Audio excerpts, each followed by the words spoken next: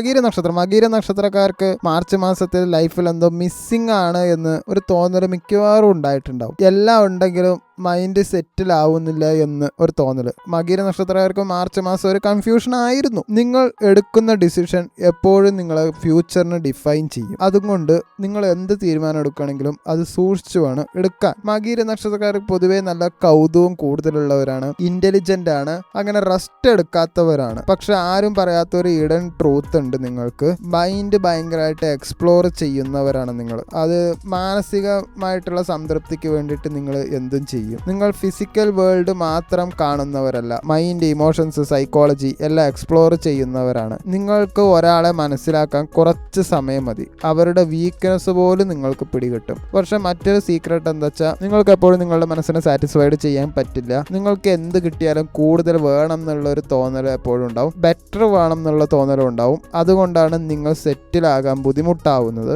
നിങ്ങളുടെ dark side എന്ന് പറയുന്നത് ഓവർ തിങ്കിങ് ആണ്. ട്രസ്റ്റ് ഇഷ്യൂ നന്നായിട്ടുണ്ട്, പെട്ടെന്ന് ബോറാവുകയും ചെയ്യും. നിങ്ങളുടെ പോസിറ്റീവ് എന്താ വെച്ചാൽ നിങ്ങൾ നല്ല ഇന്റലിജന്റ് ആണ്, പെട്ടെന്ന് അഡാപ്റ്റ് ചെയ്യും. കമ്മ്യൂണിക്കേഷൻ നിങ്ങൾക്ക് നന്നായിട്ടുണ്ട്. നിങ്ങൾക്കൊരു റെയർ കഴിവുണ്ട്, മറ്റുള്ളവരുടെ മനസ്സിൽ ഇൻഫ്ലുവൻസ് ചെയ്യാൻ നിങ്ങൾക്ക് നന്നായിട്ട് പെട്ടെന്ന് കഴിയും. ഈ കഴിഞ്ഞ മാർച്ച് മാസത്തിൽ ജോലിയിൽ ഒരു താല്പര്യവും നിങ്ങൾക്ക് ഉണ്ടായിരുന്നില്ല, ചേഞ്ച് ചെയ്യണം എന്നുള്ള തോട്ടും ഉണ്ടായിരുന്നു.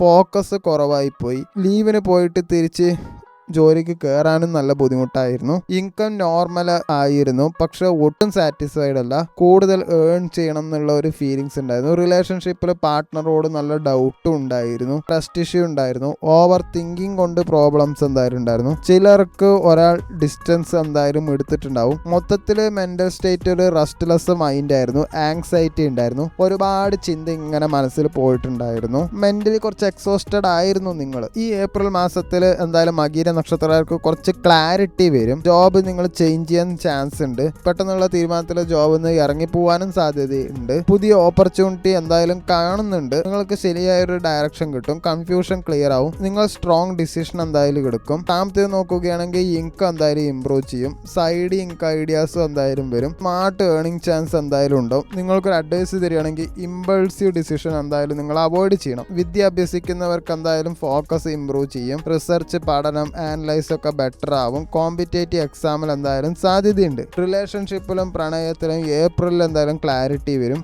ആരാണ് ജെന്യുവിൻ, ആരാണ് ഫേക്ക് നിങ്ങൾക്ക് എന്തായാലും മനസ്സിലാവും. ചിലർക്ക് പുതിയ ഇന്റലിജന്റ് പാർട്ട്ണർ എന്തായാലും എൻട്രി ആവും. നിങ്ങളുടെ മൈൻഡ് കണക്ട് ആവുന്ന ആളെ കണ്ടുമുട്ടാൻ ചാൻസ് ഉണ്ട്. ബിസിനസ്സിൽ പുതിയ ideas, innovation, online communication based ബിസിനസ്സിലൊക്കെ ഗ്രോത്ത് കാണുന്നുണ്ട്.